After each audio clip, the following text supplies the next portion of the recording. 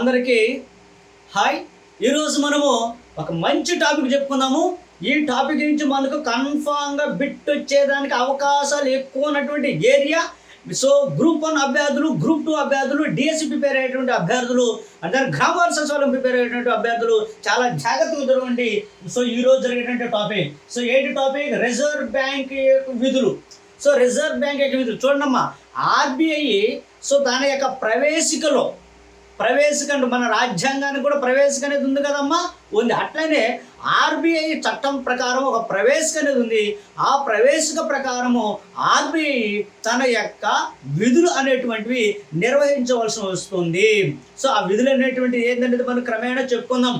So చూడండి, మనకు RBI ఏంటంటే ప్రధానంగా 2 రకాలైన విధులు నిర్వహిస్తూ ఉంది ప్రస్తుతము. ఇది మీరు చాలా జాగ్రత్తగా గుర్తుపెట్టుకోవాల్సిన అంశం. గ్రూప్ 1, గ్రూప్ 2 అభ్యర్థులు. సో చూడండి, సో 2 రకాల విధులు నిర్వహిస్తుంది. First one so RBI so ప్రధానంగా ఎన్ని రకాల విధులు నిర్వహిస్తుంది? 2 రకాలైన విధులు నిర్వహిస్తుందమ్మా. ఫస్ట్ వన్ వచ్చేసి సాధారణ విధులు. ఓకేనా? చూడండి, జాగ్రత్తగా పెట్టి ఇంగ్లీష్ మీడియం అయితే అంటే సాధారణ బ్యాంక్ విధులు. ఏంటిది? జనరలైజ్డ్ సెంట్రల్ బ్యాంక్ ఫంక్షన్ అంటారమ్మ దీన్ని. సో సెకండ్ వన్ వచ్చేసి ఏంటి అంటే అభివృద్ధి అండ్ ప్రోత్సాహపరమైనటువంటి విధులు. సో సెకండ్ వన్ ఏది? అభివృద్ధి అండ్ సో ప్రోత్సాహ విధులు. సో ఈ 2 రకాలైనటువంటి విధులు నిర్వహిస్తుందమ్మా RBI. Okay, right. So general central bank functions and development and promotional functions, ఈ 2 రకాలైన విధులు నిర్వహిస్తూ ఉంటుంది మన ఆర్బీఐ. ప్రాక్టికల్గా ఆలోచించండి. మన 25వ సో గవర్నర్ అయినటువంటి శక్తికాంత్ దాస్ ఈ 2 రకాలైన విధులు అనేది అతను నిర్వహించాల్సినటువంటి అతని యొక్క బాధ్యత అన్నమాట.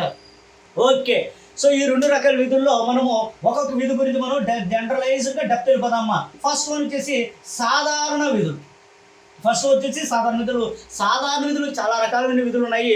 అందులో ఫస్ట్ విధే కరెన్సీ నోటు ముద్రణ.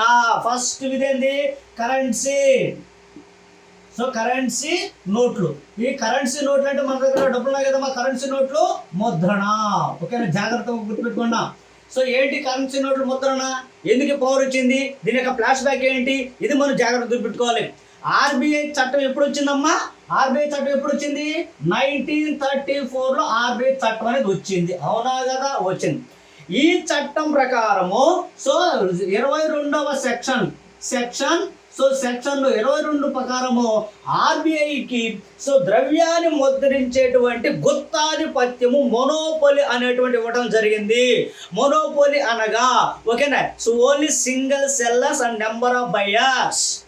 Monopoly market means single sellers and number of buyers. It's a clear. Oligopoly, duopoly, monopolistics వీళ్ళంతా ఉన్నారు. ఓకే, అవన్నీ నేను సో మీకు నెక్స్ట్ ఏరియాలో చెప్తాను. ఇక్కడ ఆ ఏరియా కాదు. ఇక్కడ మనకు ఇక్కడ ఏంటి? మొనోపోలి, ఒక్కరు మాత్రమే ద్రవ్యాన్ని ముద్రిస్తారు. అవునా కదా? మీకు జాగ్రత్త గుర్తుపెట్టుకోండి. సో ఇప్పుడు ప్రస్తుతము మన ఆర్బీఐ చూడండి. సో మన RBI accepted 1 rupee note are 1 rupee coins తప్ప రిమైన్ ఆల్ నోట్స్ అన్నిటి కూడా ఆర్బీఐ అనేటువంటి ముద్రిస్తుంది. ఇది చాలా జాగ్రత్తగా గుర్తుపెట్టుకోండి. 1 రూపీ కాయిన్స్, 1 రూపీ నోట్ ముద్రించేది ఎవరంటే ఆర్థిక మంత్రిత్వ శాఖ వారు. ఓకేనా? ఆ రూపాయి దాని మీద ఎవరి సంతకం ఉంటుందంటే ఆర్థిక కార్యదర్శి యొక్క సంతకం అనేది ఉంటుంది. సో యాక్సెప్ట్ రూపాయి తప్ప రిమైన్ ₹2 నుంచి ఆన్ దెన్ అప్ టు ఓకేనా 2000 రూపీస్ నోటు వరకు ఎవరి సంతకం ఉంటుందంటే గవర్నర్ సంతకం ఉంటుంది. ఆర్బీఐ గవర్నర్ సంతకం ఉంటుంది. ఇది మీరు చాలా క్లారిటీగా వెళ్ళిపోవాలి. ఈ ఆర్బీఐ ముద్రించిన ద్రవ్యాన్ని ఏమంటారు అంటే లీగల్ టెండర్ మనీ అంటారు.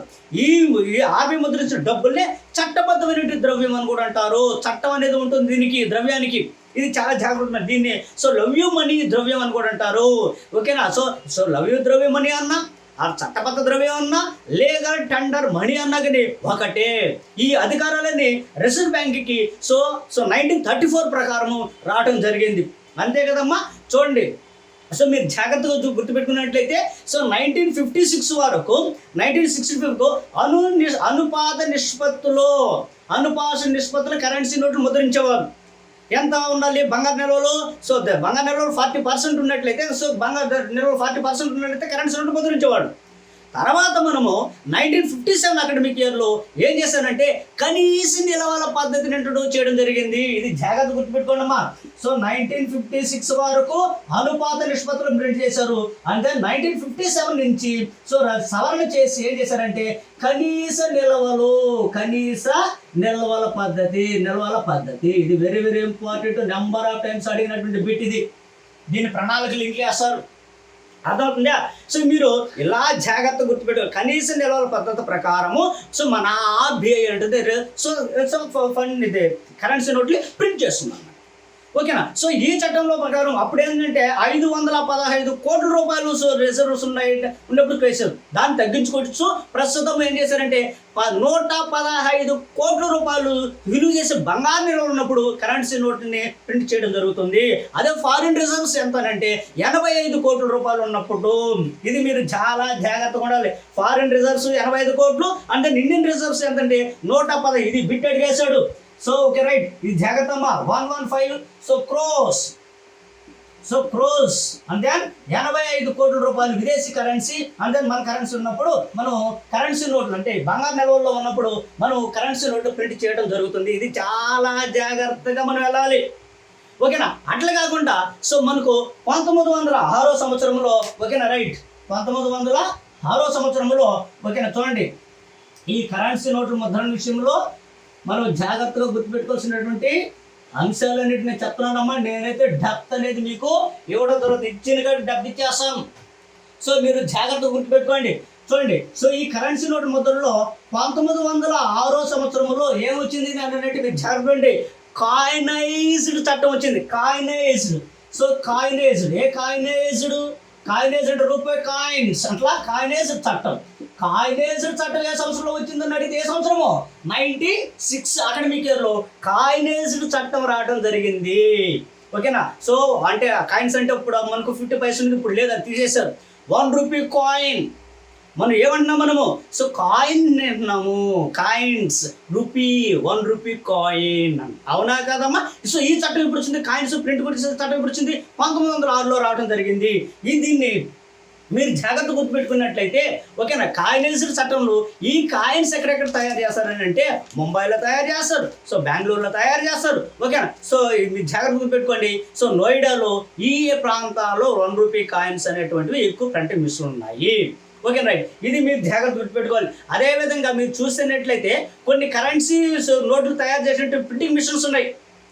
ఎక్కడెక్కడ ఉన్నాయి అవి ఏ ప్రింట్ నోట్ ప్రింట్ చేస్తాయనేది మనకి ఇక్కడ ప్రధానమైన క్వశ్చన్ ఏరియా.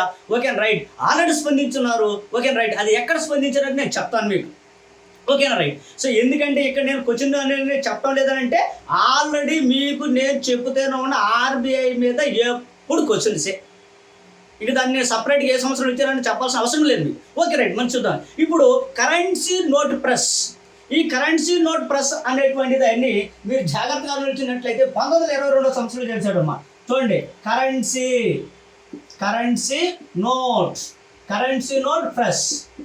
ఈ ప్రెస్ని సో 1928 సంవత్సరంలో ఓకేనా. సో కరెన్సీ నోట్ ప్రెస్ 1928 సంవత్సరంలో ఏర్పాటు చేశారు. ఎక్కడ చేశారంటే నాసిక్లో ఏర్పాటు చేయడం. సో ఈ కరెన్సీ నోట్ ప్రెస్ అనేది 1928 సంవత్సరంలో నాసిక్లో ఏర్పాటు చేసినప్పుడు అది ఎంత నోట్ల రూపాయలు ప్రింట్ చేస్తున్నారంటే మీకు తెలుసు 1 రూపీ కాయిన్ నుంచి ఇప్పుడు మనకు టాప్ డిజిట్ ఏంది 2000 రూపీ నోట్ కదమ్మా. ఇక్కడ వరకు ఈ యొక్క సో కరెన్సీ నోట్ ప్రెస్ అనేది ఏంటిది సో తయారు చేస్తుంది. యాక్సెప్టెడ్ ఇప్పుడు ప్రస్తుతం 50 రూపాయల నోటు 100 రూపాయల నోటు ఈ ప్రెస్ ఆపేస్తుందమ్మా. ఇది జాగ్రత్త గుర్తుపెట్టుకోండి.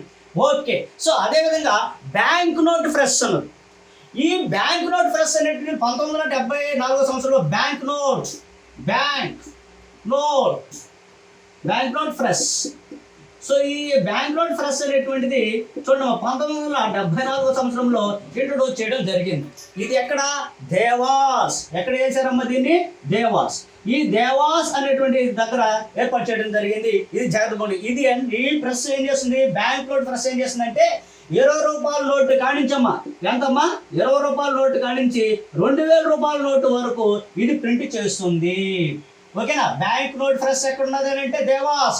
ఏ సంవత్సరం ఇంట్రొడ్యూస్ చేస్తుంటే 1974. ఓకేనా. So currency note first second అది 1928లో నాసిక్లో ₹1 నుంచి 2000 రూపాయల వరకు సో అది ప్రింట్ చేస్తుంది. 50 రూపాయల నోటు 100 రూపాయల నోటు ప్రింట్ చేయడం లేదు. ఇట్లా మనం జాగ్రత్తగా గుర్తుపెట్టుకుంటూ ముందుకెళ్ళిపోవాలి. So Indian security press, so Indian security press, so security so press. So ఈ ఇండియన్ సెక్యూరిటీ ప్రెస్ అనేటువంటిది 1992 అకాడమిక్ ఇయర్లో ఏర్పాటు చేశాడు. ఎక్కడనంటే నాసిక్. ఎక్కడమ్మా? నాసిక్. సో ఈ నాసిక్ ప్రాంతాల్లో ఏర్పాటు చేయడం జరిగింది. సో ఇక ఇండియన్ సెక్యూరిటీ ప్రెస్ అన్నారు. ఏంటి ఇక్కడ? ఇక పోస్టల్ స్టాంపులు ఇవన్నీ ఉంటాయి కదమ్మా, వాటిని తయారు చేసేదానికోసము ఈ ప్రెస్ అనే దాన్ని ఏర్పాటు చేయడం జరిగింది. ఇది చాలా మనం జాగ్రత్త గుర్తుపెట్టుకెళ్ళిపోవాలి. అదేవిధంగా సెక్యూరిటీ ప్రింటింగ్ ప్రెస్ అనేది, ఈ సెక్యూరిటీ ప్రింటింగ్ ప్రెస్సే మన యొక్క సో ఉమ్మడి రాజధానిగా ఇప్పటికీ కూడా మనం ఉమ్మడి రాజధానిలో ఉన్నాము, హైదరాబాద్. ఈ బిట్ అడిగేశాడు అలా. కాబట్టి జాగ్రత్తమ్మా. ఇదేంటి? ఎక్సైజ్ స్టాంప్ డ్యూటీస్ ఉంటాయి కదా, ఇదంతా కూడా దక్షిణ భారతదేశం మొత్తానికి సర్క్యూట్ చేసేటువంటి ప్రెస్ అన్నమాట. ఇది జాగ్రత్త గుర్తుపెట్టుకోవాలి. అదేవిధంగా ఇప్పుడు వచ్చేదే మంచి ఏరియా, రేపు ఆల్రెడీ రావచ్చేమో, ఆల్రెడీ స్పందించున్నారు ఎగ్జామినర్, దీన్ని బ్యాక్గ్రౌండ్ తీసుకుని స్పందించున్నారు. ఇది మీరు చాలా జాగ్రత్తగా గుర్తుపెట్టుకోవాలి. ఓకేనా? క్లియర్? వెళ్దామా? ఏంటిదనంటే అది మోడరైజ్డ్ కరెన్సీ ప్రెస్. ఏందమ్మా? మోడరైజ్ కరెన్సీ ప్రెస్. సో దీన్ని ఏ సంవత్సరం ఇంట్రొడ్యూస్ చేశారంటే 1995లో ఏం చేశారు? మోడరైజ్ so currency printing press.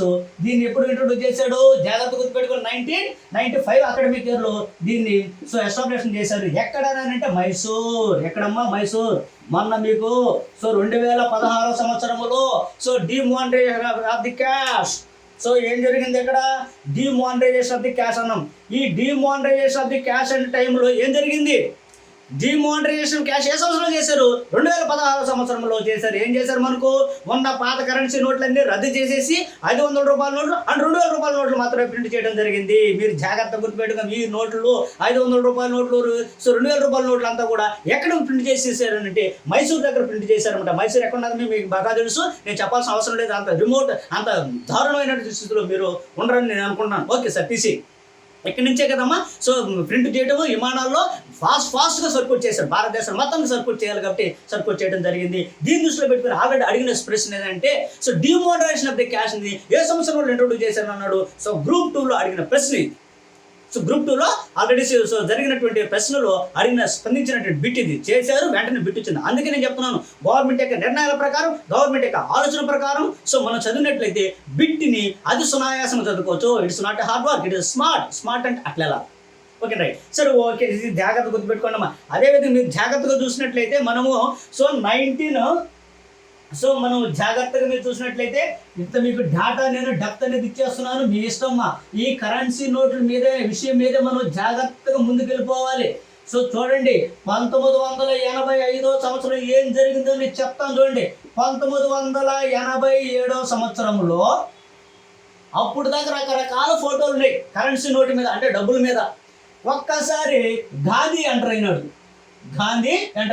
So మనకి ఎట్టా రాజుల కాలంలో ఓకేనా సో రకరకాలుగా దేవుడి బొమ్మలు ఎంటర్ అవుతారు. అట్లా విజయనగర కాలంలో కూడా వెంకటేశ్వర స్వామి అనేటువంటి వ్యక్తి సో లార్డ్ వెంకటేశ్వర సో మామూలుగా ఎంటర్ అవుతారు కరెన్సీ నోట్లకి. అట్లా ఏమైంది, ఇక్కడ కూడా మనకు గాంధీ గారు ఎంటర్ అవ్వడం జరిగింది 1987లో.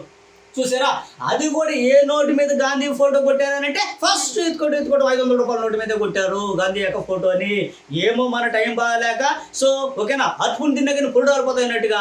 ఓకేనా రైట్. సో మొట్టమొదటిసారిగా గాంధీ యొక్క ఫోటోని ఏ నోటు మీద ముద్రించినాను అంటాడు, 500 రూపాయల నోటు. అర్థమవుతుందమ్మా నేను చెప్పేది? ఇట్లా మీరు జాగ్రత్తగా వెళ్ళాలి. అదేవిధంగా అంతకుముందు ఏది ఉండింది? అశోక చక్రం ఉండింది. ఓకేనా? అదేవిధంగా చూడండి, ఇంకా కరెన్సీ నోట్ల మీద ఓల్డ్ ఫోటో ఇల్లు ఫోటో ఎవరు అవసరం లేదని చెప్పేసి 1996లో గాంధీ ఫోటో మొత్తం కొట్టేశారు. సో 1996లో గాంధీ ఫోటో మొత్తం గాంధీ ఫోటోనమ్మా. ఇంకా గాంధీ ఇంకెవరు ఎంటర్ కావడం లేదు. చూడండి, సో రైట్ 1996. సో 1996 అసెంబ్లీలోకి గాంధీ ఎంటర్ అయిపోయినాడు మొత్తం. ఇప్పుడు అన్ని కరెన్సీ మీద ఓన్లీ గాంధీ. Okay right. కానీ ఇప్పుడు సో కొన్ని కరెన్సీ నోట్ల మీద ఏమంటున్నారంటే మన 2016 నుంచి వచ్చిన కరెన్సీ నోట్ల మీద మొత్తం మీద ఓకేనా ఒక్కొక్క నోటు మీద ఒక్కొక్క సో హిస్టారికల్ ప్రతిబింబలు అనేటువంటి నిర్వహిస్తున్నారు. ఆల్రెడీ స్పందించినారు. 2000 రూపాయల నోటు మీద ఉన్నటువంటి ప్రతిభ ఏదని అడిగేశాడు. ఆర్బిటర్స్ ఉన్నాయి కదమ్మా, ఆ బిట్ అదేనమ్మా నేను చెప్పేది. ఏ కలర్లో ఉన్నదని అడిగాడమ్మా. ఓకే, కాబట్టి నోట్ని మీరు సున్నం పరిశీలించండి. ఓకేనా రైట్. సో అందరూ ఏం చేశారు, అప్పుడు జోబులో ఉన్న 500 రూపాయల నోటు తీసుకున్నారు. ఓకేనా రైట్. ఇట్లా కూడా ఉంటాయి బిట్స్. ఓకేనా రైట్. ఇట్లా మీరు జాగ్రత్తగా వెళ్ళిపోండి. అదేవిధంగా మీరు చూడండి అమ్మా, 1947 వరకు అప్పుడు వరకు మనం ఏం చేసేవారంటే మనము సో మనం ఇక్కడ అమౌంట్ని ఎలా చేసేవారంటే అనాలు ఇన్ని అనాలు అనేవాడు. అట్లేవి కాకుండా ఓకేనా 1 రూపాయికి 100 పైసలు అనే సిస్టాన్ని తీసుకురావడం జరిగింది. ఇది మీరు చాలా జాగ్రత్తగా గుర్తుపెట్టుకోవాల్సినటువంటి ముఖ్యమైనటువంటి అంశం. It is clear clear clear. So next మనం వెళ్ళిపోదామా. ఇప్పుడు మనకు పేపర్ కరెన్సీ ఉంది. ఈ పేపర్ కరెన్సీ పేపర్ కరెన్సీ ఈ పేపర్ కరెన్సీ చట్టం, పేపర్తోనే కరెన్సీ తయారు చేయాలని ఒక చట్టం ఉంది. ఆ చట్టమే సో 1861. సో ఇది వెరీ వెరీ ఇంపార్టెంట్ అమ్మా. పేపర్ కరెన్సీ ఈరోజు అధిక మోతాదులో మనం పేపర్నే కరెన్సీ వాడుతున్నాం. బ్రిటిష్ ప్రభుత్వం అయితే 1884 సంవత్సరం నుంచి పేపర్ కరెన్సీని ఇండియాలో ఇంట్రొడ్యూస్ జరిగింది. అది ఆల్రెడీ అడిగేశారు ఎగ్జామినర్. ఓకేనా రైట్. సో అదే పేపర్ కరెన్సీ, మన చేతిలో పేపర్ కరెన్సీ ఎక్కువ ఉంది, అధిక మోతాదులో కరెన్సీ ఎక్కువ ఉన్నాయి. సో జోబులు ఎంత ఏదంటే ఎందుకులే. ఓకేనా రైట్. సో ఇట్లా జాగ్రత్త అమ్మా. So right. పేపర్ కరెన్సీ చట్టం ఎప్పుడు వచ్చింది? 1861 సంవత్సరం పేపర్ చట్టం వచ్చింది. దీని ప్రకారము ఓకేనా అప్పుడు ఎవరు ప్రింట్ కొట్టేవాళ్ళు అంటే ప్రభుత్వం ప్రింట్ కొట్టేది. ప్రభుత్వం అంటే ఎవరి చేతికి కుట్టారంటే బ్యాంకులు ఉన్నాయి. ఏ బ్యాంకులు? ప్రసిద్ధి చెందినటువంటి బ్యాంకులు ఉన్నాయి కదమ్మా. ఈ ప్రసిద్ధి చెందినటువంటి బ్యాంకులు ఒకే ప్రింట్ కొట్టే సో మద్రాసులో ఉన్నటువంటి ఒక బ్యాంకు SBI బ్యాంకు, అదే మహారాష్ట్రలో ఉన్నటువంటి ముంబైలో ఉన్న బ్యాంకు, కలకత్తాలో ఉన్న బ్యాంకులు, ఈ 3 ప్రింట్ కొట్టే ఫస్ట్. తర్వాత RBI చట్టం వచ్చిన తర్వాత ఏం జరిగిందనంటే సో RBIకి కరెన్సీ నోట్లు ప్రింట్ కొట్టడం అనేది బాధ్యత అనేటువంటి అప్పగించడం జరిగినది 1930. ఓకేనా. సో ఆ సంవత్సరంలో చట్టం వచ్చింది. ఇది జాగ్రత్త RBI చట్టం వచ్చింది ఆ సంవత్సరం వెంటనే. సో 1938 సంవత్సరంలో ఏం జరిగింది? 1938 సంవత్సరంలో ఓకేనా RBIకి కరెన్సీ నోట్లు ముద్రించేటువంటి అధికారాన్ని ఇచ్చేసాడు. మోనోపోలీ సిస్టాన్ని ఇవ్వడం జరిగింది. ఇది మీరు చాలా క్లారిటీగా వెళ్ళిపోండి. ఏ సంవత్సరము నుంచి సో మోనోపోలీ సిస్టమ్ అనేటువంటిది ఇవ్వడం జరిగింది RBIకి అని చెప్పేసి కరెన్సీ నోట్ల మీద అంటాడు. సో 1938 అకాడమిక్ ఇయర్లో RBI చట్టం అంటే ఇప్పుడు 1934. Okay right. ఓకే, RBIకి ఇచ్చేసారు పవర్స్ అని. అప్పుడు దాకా ఈ బ్యాంకులు ముద్రించేటివి అంటే ప్రభుత్వ తరపు నుంచి. ఇప్పుడు ఏం చేశారంటే RBIకి ఇవ్వడం జరిగింది. ఈ RBI ఏం చేస్తుంది అని అంటే చూడండి, మొట్టమొదటిసారిగా RBI చేతిలోకి వచ్చిన తర్వాత ఏ రూపీ నోటుని ముద్రించిందంటే 5 రూపాయల నోటు. 5 రూపాయల నోటు ముద్రించింది. సో ఆ 5 రూపాయల నోటు మీద ఎవరి ప్రతిమను ఎవరు బొమ్మను ఏర్పాటు చేసిందనంటే జార్జ్ 6. ఎవరమ్మా? జార్జ్ 6ని ఏర్పాటు చేయడం జరిగింది. సో ఇది మీరు చాలా జాగ్రత్తగా గుర్తుపెట్టుకోవాలి. సో RBI మొట్టమొదటిసారిగా తయారు చేసిన కరెన్సీ పేపర్ ఏదంటే 5 రూపాయలు. ఎవరున్నారు? జార్జ్. సో జార్జ్ 6 ఉన్నారు. ఓకేనా. ఇది జాగ్రత్త, జార్జ్ 6 ఉన్నాడు. 5 రూపాయల నోటు ప్రింట్ చేసింది 1938 సంవత్సరం నుంచి RBI తన కరెన్సీ నోట్లు అంతమంది ఎవరు తయారు చేస్తారు? వీళ్ళు తయారు చేస్తారు. ఇది మీరు గుర్తుపెట్టుకోండి. సో అప్పుడు ఆ టైంలో ఏం చేశారు?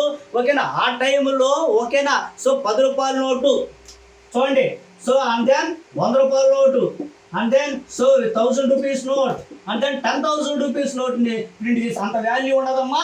సో ఇప్పుడు మొన్న 2016 సంవత్సరంలో 2000 రూపాయల నోటు కరెన్సీ నోటు ముద్రించినప్పుడే అసలు చేంజ్ దొరక అల్లాడిపోయినారు జనాభా. ఎవరు? కస్టమర్స్ కానీ రీటైలర్స్ కానీ. సో ఏమంటే 2000 రూపాయల నోటు ఎత్తుకుంది, ఎక్కడదా చేంజ్ అని చెప్పేసి ఓటు తిట్టుకోవడము, వీడు మార్చుకోలేక వీడు ఇబ్బంది పడుతూ ఉన్నాడు. ఇప్పుడు అందుకని 2000 రూపాయల కరెన్సీ నోట్ని చాలా వరకు కంట్రోల్ చేసేస్తారు.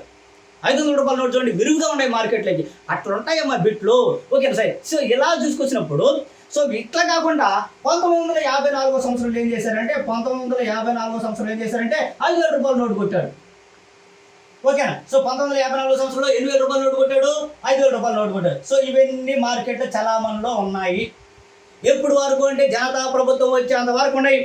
జనతా ప్రభుత్వం వచ్చింది ఏంద్రా నాయన ఈ దుర్మార్గం అని చెప్పేసి దౌర్భాగ్యం అని చెప్పేసి అంటున్నదని చెప్పేసి. సో 1978 అకాడమిక్ ఇయర్లో, ఏ సంవత్సరం అమ్మా? 1978 అకాడమిక్ ఇయర్లో. ఓకేనా, చూడండి. సో చూడండి, 1000 రూపాయలు, 5000 రూపాయలు, 10,000 రూపాయల నోట్లు మొత్తం క్యాన్సిలేషన్ చేసింది. అర్థమవుతుందమ్మా? సో 1000 రూపాయల నోటు, 5000 రూపాయల నోటు, 10,000 రూపాయల నోట్లు అన్ని రికార్డ్ చేస్తాం. ఒకప్పుడు మన మార్కెట్లో ఉన్నాయమ్మా, ఏమో ఆ నోట్లు ఉంటే జింబాబే లాగా అయిపోను. సరే ఓకే, తర్వాత ఏం చేసిందంటే మన ప్రభుత్వము ఇప్పుడు మనకు 1000 రూపాయల నోట్లు కావాలనైనా అవసరం అని చెప్పేసి 2000 సంవత్సరంలో, చూడమ్మా, 2000 సంవత్సరంలో 1000 రూపాయల నోటుని మళ్ళీ ముద్రించడం జరిగింది. సో 1000 రూపాయల నోటు ఇక్కడ 1978లో క్యాన్సిల్ చేశారు, వీళ్ళు ముద్రించేసాడు, క్యాన్సిల్ చేయడం జరిగింది. ఇది జాగ్రత్త అమ్మ. అట్లా కాకుండా 2016 సంవత్సరంలో బ్లాక్ మనీని కంట్రోల్ చేయాలని చెప్పేసి మన యొక్క ప్రభుత్వము, ఓకేనా, సో ఏం చేసిందనంటే, ఓకేనా, 1000 రూపాయల నోట్లని 500 రూపాయలు అన్నీ క్యాన్సిల్ చేసి, సో దాని ప్లేస్లో 500 రూపాయల నోటుని, ఓకేనా, అది సో అదేవిధంగా 2000 రూపాయల నోటు ప్రింట్ కొట్టడం జరిగింది. తర్వాత మెల్లిగా ఏం చేశారు వీళ్ళు, సో 2000 రూపాయల నోటు, 200 రూపాయల నోటు ప్రింట్ కొట్టు, ఇప్పుడు 200 రూపాయల నోటు ఉండదమ్మా, ఓకే, జాగ్రత్త గుర్తుపెట్టు. ఇలా సో 200 రూపాయల నోటు వచ్చింది, 100 రూపాయల నోటు, ఇవి ప్రింట్ కొడతా ఉండదమ్మా. ఇట్లా మనం వెళ్ళిపోతూ ఉండాలి. ఓకే, సో ఇది మొదటి విధి. ఏది? కరెన్సీ నోట్లను ముద్రించడం అనేది సో రిజర్వ్ బ్యాంక్ యొక్క విధి. సో దాని యొక్క పుట్టుపురాతలు మొత్తం డెప్త్ మీకు నేను ఇచ్చేసాను. చదవాల్సిన బాధ్యత, మార్కులు స్కోరింగ్ పెంచాల్సిన బాధ్యత మీది. చాలా డెప్త్ ఇస్తున్నాను మా మీ ఇష్టం. సరే ఓకే, రైట్. మరొక విధి ఏంటంటే, సో ప్రభుత్వానికే బ్యాంక్. మరొక విధి ఏంది? సో రిజర్వ్ బ్యాంక్ యొక్క విధి. మరొక విధి ఏంటంటే ప్రభుత్వానికే బ్యాంక్. సో కరెన్సీ నోట్లు ముద్రించడం ఒక విధి. రెండో విధి ఏంటంటే, ఓకేనా, సాధారణ విధిలో, ఓకేనా, సో ప్రభుత్వానికే బ్యాంకు. మనకు బ్యాంకులు వచ్చేసి మనకు రిజర్వ్ బ్యాంకులో ఉన్నది అకౌంట్, ప్రభుత్వానికి బ్యాంక్. చూడండి, ప్రభుత్వానికి బ్యాంక్. సో చూడండి, ప్రభుత్వానికే బ్యాంక్ అమ్మా, ప్రభుత్వానికి బ్యాంక్. జాగ్రత్తగా ఉంచండి. మనకు అకౌంట్ ఎక్కడ ఉంటుంది? ఎస్బీఐలో ఉంటుంది, ఐసిఐసి ఉంటుంది, యాక్సిస్ ఉంటుంది, అంటే హెచ్డిఎఫ్సిలో ఉంటుంది, మనకి ఆర్బీఐలో ఉంటుంది. అకౌంట్ ఉండే అవకాశం లేదు. ఎవరికి ఉంటుంది అకౌంట్? రాష్ట్ర ప్రభుత్వానికి, కేంద్ర ప్రభుత్వానికి మాత్రమే సో అకౌంట్ హోల్డర్ కలిగి ఉంటారు అక్కడ. ఓకే, మిగతా కాన్స్టిట్యూషనల్ బాడీ కలిగిన వ్యక్తులు కూడా అకౌంట్ హోల్డర్గా ఉంటారు, ఎందుకంటే శాలరీలు అక్కడి నుంచి వాళ్ళకి వస్తూ ఉంటాయి కాబట్టి. Okay, right. సరే, తీసేయండి. మనకు అవసరం లేదు. ఇక్కడ మాత్రం ఓన్లీ దీన్ని మాత్రం మనం డిస్కస్ చేయాలి. ఏంటి అని అంటే జాగ్రత్త గుర్తుపెట్టుకోండి, ప్రభుత్వానికి బ్యాంకు. సో ప్రభుత్వం యొక్క వచ్చినటువంటి ఆదాయం అంతా కూడా సో రిజర్వ్ బ్యాంకులో దాస్తాయి. అదేవిధంగా రిజర్వ్ బ్యాంక్ ఏం చేస్తుంది? ప్రభుత్వానికి కూడా రుణాలు ఇస్తూ ఉంటుంది. ఇది జాగ్రత్త గుర్తుపెట్టుకోండి అమ్మా. అదేవిధంగా ప్రభుత్వం యొక్క ట్రెజరీ బిల్లుని అమ్మకాలు చేయడం జరుగుతుంది. ట్రెజరీ బిల్లుని అదే ప్రభుత్వానికి అడ్వాన్సులు ఇస్తుంది. వేస్ అండ్ ఆన్స్ మీన్స్ అనేటువంటి సో అడ్వాన్సులు కూడా ఇస్తుంది.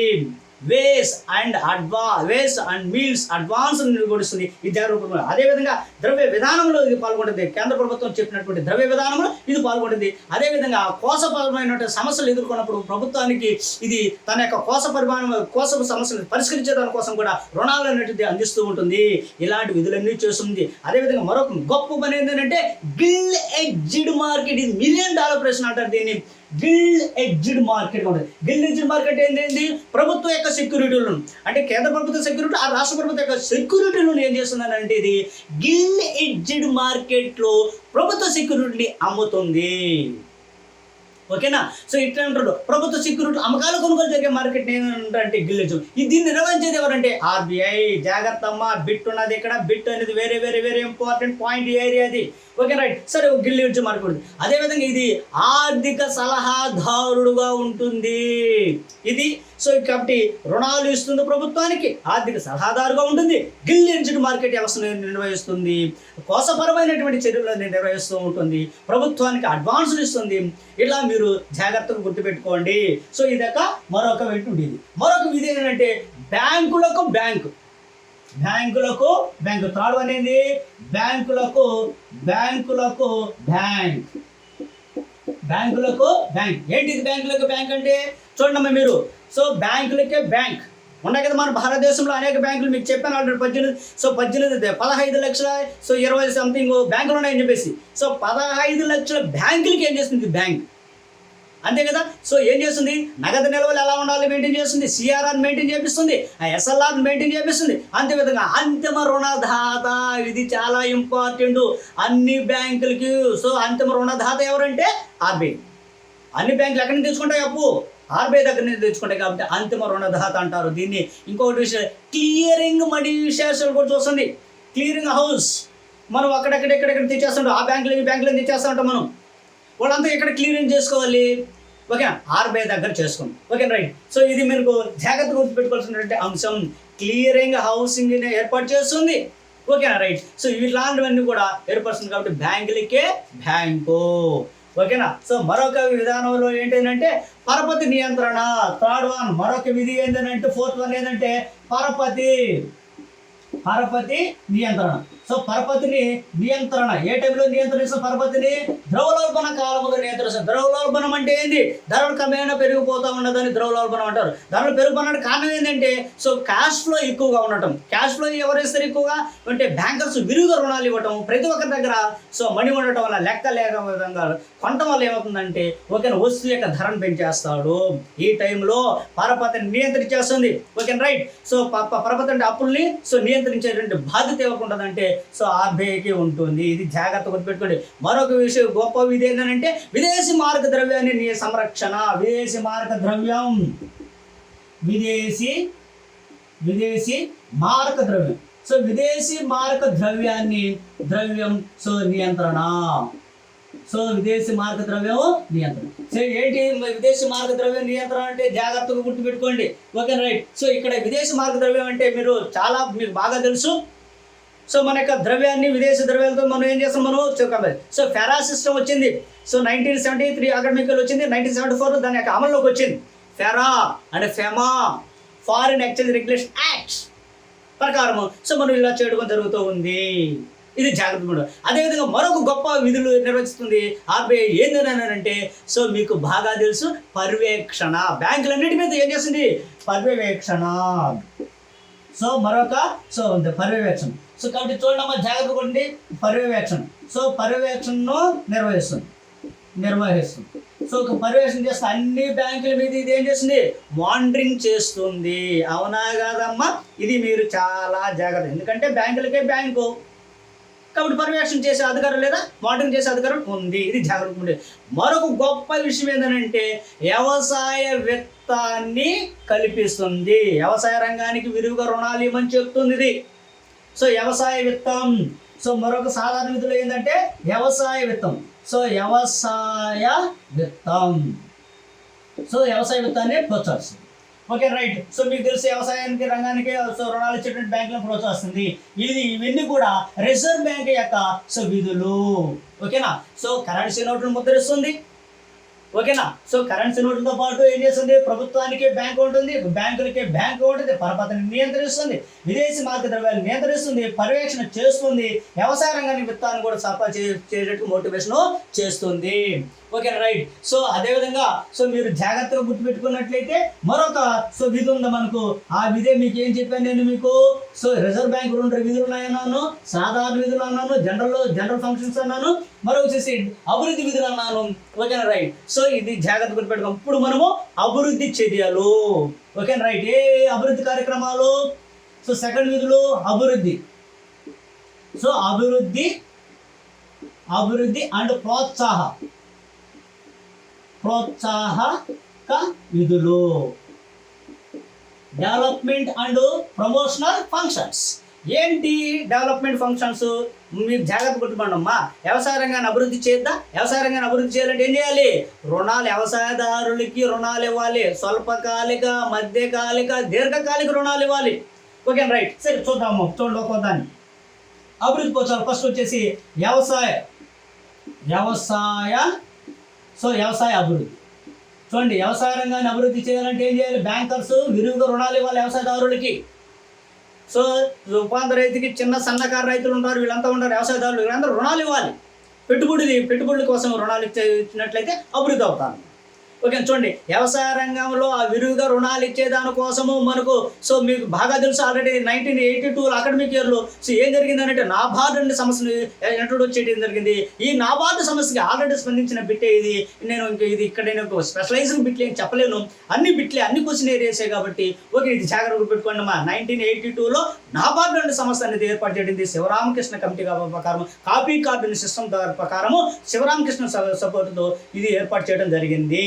ఈ నాబార్డే గ్రామీణ రంగంలో వ్యవసాయదారులకి అధిక మోతాదులో రుణాలు ఇచ్చేటువంటి బ్యాంకు. వ్యవసాయదారులకు డైరెక్టర్ ఇవ్వదు, వ్యవసాయ రుణాలు ఇచ్చే బ్యాంకులకి సో రీఫైనాన్స్ ఇస్తుంది. ఇది జాగ్రత్త గుర్తుపెట్టుకోండి అమ్మా, వ్యవసాయాన్ని అభివృద్ధి పరుస్తుంది. ఓకేనా రైట్. సో అదేవిధంగా సో మరొక బ్యాంక్ ఏంటంటే పారిశ్రామిక రంగాన్ని అభివృద్ధి చేస్తుంది. పారిశ్రామిక అభివృద్ధి. సో పారిశ్రామిక రంగాన్ని అభివృద్ధి చేసేదాని కోసము బ్యాంకులు ఏర్పాటు చేస్తుంది. ఇక్కడ నాబార్డ్ సో 1982.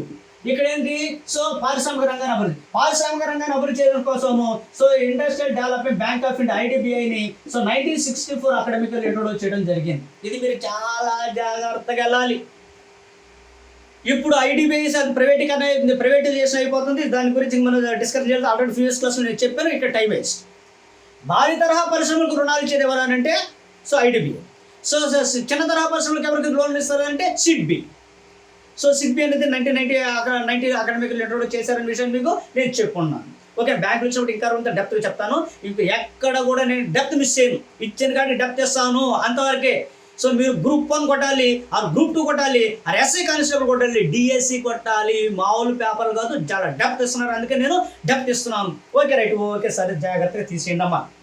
ఇక్కడ ఏం జరిగింది సో అన్ని రంగాలకు ఇస్తున్నావు, వ్యవసాయ రంగాన్ని అభివృద్ధి చేసావు, పారిశ్రామిక రంగాన్ని, మరి సేవా రంగాన్ని అభివృద్ధి చేస్తా. సేవా రంగంలో ఏ రంగం అంటే గృహ రంగానికి కూడా సో రుణాలు ఇచ్చేదానికి ప్రోత్సహిస్తుంది.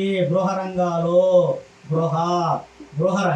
సో గృహ రంగానికి రుణాలు, సో గృహ రంగాన్ని ప్రోత్సహిస్తుంది. గృహ రంగాన్ని ప్రోత్సహించేదాని కోసం ఇచ్చింది ఏంటి నేషనల్ హౌసింగ్ బ్యాంక్ అనేది వచ్చిందా లేదమ్మా మనకు, ఇది వచ్చింది. సో దీన్ని 1998లో వచ్చిందని చెప్పేసి నేను చెప్పాను, నేషనల్ హౌసింగ్ బ్యాంక్ అని చెప్పేసి NHB అని. ఓకే రైట్, దీన్ని కూడా ఇంట్రొడ్యూస్ చేయడం జరిగింది. సో గృహ రంగాల్లో ఇచ్చేటువంటి బ్యాంకులకి ఓకే ప్రోత్సహిస్తుంది సో RBI. చూసారమ్మా. అదేవిధంగా మీరు జాగ్రత్తగా ఆలోచించినట్లయితే డిపాజిట్ హోల్డర్స్ని వాళ్ళకి భద్రత కల్పిస్తుంది, డిపాజిట్ బ్యాంకర్స్కి. సో ఇక్కడ ఏంటి డిపాజిట్ హోల్డర్స్కి ఏం చేస్తుంది, రక్షిస్తుంది. ఎందుకంటే బ్యాంకులు అనుకోకుండా సడన్గా ఏంటి దివాళా అవుతాయి. దివాళా తీసినప్పుడు సో ఈ డిపాజిట్ హోల్డర్కి భద్రత ఎవరు కాబట్టి ఏం చేస్తుంది RBI. సో ఈ డిపాజిట్ హోల్డర్ కూడా భద్రత అనేటువంటిది కల్పిస్తుంది. ఓకేనా రైట్. ఇది ఒక అభివృద్ధి కార్యక్రమమే కదమ్మా, అభివృద్ధి ఫంక్షన్సే కాదా, ఫంక్షన్సే. ఇది జాగ్రత్త గుర్తుపెట్టుకోండి. సో అదేవిధంగా మీకు ఇంకో జాగ్రత్త గుర్తుపెట్టుకోండి, పొదుపు సమీకరిస్తుంది. పొదుపుల్ని సమీకరించడం, ప్రోత్సహించడం. పొదుపు సేవింగ్స్, సో ప్రోత్సహించడము, ప్రోత్సహించడం. సో పొదుపుని ప్రోత్సహించడం జరుగుతుంది. కస్టమర్స్ చెప్తుంది ఏంటి సో పొదుపులు సమీకరించండి, పొదుపులు ఇంకా పెంచండి అని చెప్తుంది బ్యాంకర్స్కి. సో ఇట్లాంటివన్నీ విషయాలన్నీ కూడా జాగ్రత్త పెట్టుకోండి అమ్మా. మరొక గొప్ప కార్యక్రమం చేస్తుంది మన RBI. ఆ గొప్ప పని ఏదో ఓకేనా. సో రేపు బిట్టు వచ్చే అవకాశాలు ఎక్కువ ఉంటుంది. అదేదో చెప్తున్నాం చూడండి, అంబుల్డ్ మ్యాన్స్ 6 అంబుల్డ్ మ్యాన్స్. సో ఈ యొక్క అంబుల్డ్ మ్యాన్స్ సో విధానం తీసుకొచ్చి ఈ అంబుల్డ్ మ్యాన్ విధానాన్ని ఏ సంవత్సరంలో ఇంట్రొడ్యూస్ చేసింది సో 1995 అకాడమిక్ ఇయర్ ఇంట్రొడ్యూస్ చేయడం జరిగింది. అసలు అంబుల్డ్ మ్యాన్ అంటే ఏంది మీరు జాగ్రత్త గుర్తుపెట్టుకోండి. బ్యాంకులో కస్టమర్స్ ఉన్నప్పుడు ఒకసారి ఫ్రాడ్ జరుగుతుంది. ఎందుకంటే ఇతనేమో డిపాజిట్ చేస్తుంటాడు, సో అతనేమో రిసిప్ట్ ఇచ్చుంటాడు, కానీ అకౌంట్లో ఏమో క్యాష్ కూడా ఉండదు, ఏ రోజులు కూడా ఉంటుంది. ఇది పెద్ద సమస్య అయిపోతుంది. కస్టమర్స్ తన యొక్క బాధను ఎవరు చెప్పుకోవాలంటే అంబుల్డ్ మ్యాన్స్ చెప్పుకోవాలి. అలాంటి వ్యవస్థను కూడా ఏం చేసిందంటే RBI సో తీసుకురావడం జరిగింది. ఈ అంబుల్డ్ మ్యాన్ వ్యవస్థని సో రూరల్ బ్యాంక్స్ కూడా అప్లై చేసింది. నాట్ ఓన్లీ వాణిజ్య బ్యాంకులు, రూరల్ బ్యాంకులో కూడా కస్టమర్స్ సమస్యలు ఉన్నాయి కదా, ఆ సమస్యలు పరిష్కరించే దానికోసం 2006 సంవత్సరంలో ఏం చేసిందనంటే రూరల్ బ్యాంక్స్లో కూడా ఓకే రైట్. సో దీన్ని కూడా అంబుల్డ్ మ్యాన్ వ్యవస్థని ఇంట్రొడ్యూస్ చేయడం జరిగింది. చూసారా అమ్మా, నేను చెప్పేది మీకు అర్థమవుతుందా? సో మొత్తం మీద వచ్చేసి ఈ యొక్క సో అమూల్డ్ మ్యాన్ వ్యవస్థలు, అమూల్డ్ మ్యాన్ యొక్క బ్రాంచ్లు ఓవరాల్గా ఇండియాలో ఎన్ని ఉన్నాయంటే 17 బ్రాంచ్లు ఉన్నాయి. ఎన్ని బ్రాంచ్లు ఉన్నాయి అమూల్డ్ మ్యాన్ కార్యాలయాలు అంటే? 17 కార్యాలయాలు ఉన్నాయి. ఇంకా పెంచే అవకాశాలు ఏమంటే నేను చెప్తాను. Okay right. సో ఇవన్నీ కూడా ఆర్బీఐ సో తీసుకున్నటువంటి నిర్ణయాలు. ఓకేనా రైట్. సో టుమారో మళ్ళీ ఆర్బీఐ యొక్క ద్రవ్య విధానాల గురించి మనం చెప్పుకుందాము. ఓకేనా రైట్. సో మీరు జాగ్రత్తగా చదవండి, ఒక మార్కు పట్టుకోండి. ఓకేనా రైట్. సో మేము డెవలప్మెంట్ ప్రోగ్రామ్స్ అన్నిటి కూడా మేము ఒక వీడియోలో సైట్లో చేయాలని అనుకుంటున్నాము. అవన్నీ కూడా సో ఒక్కొక్క టాపిక్లో ఒక్కొక్క డెవలప్మెంట్ ప్రోగ్రామ్ ఇచ్చేస్తాను నవరత్నాల ప్రోగ్రామ్ మీద. సో ఇది మీరు బాగా చదవండి, సో జాబ్ కొట్టండి. Okay right. Thank you.